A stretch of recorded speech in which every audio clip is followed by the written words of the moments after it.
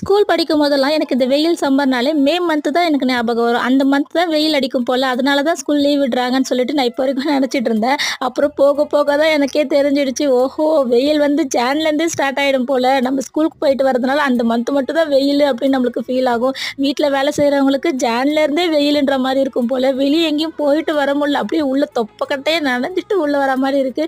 வெளிய போயிட்டு வீட்டுக்குள்ள நுழைஞ்சதும் ஃபர்ஸ்ட்டு வேலை கை கால கழுவிட்டு 2வது நம்மளுக்கு பிடிச்ச கம்ஃபர்ட் ட்ரெஸ் சேஞ்ச் பண்றது தான்.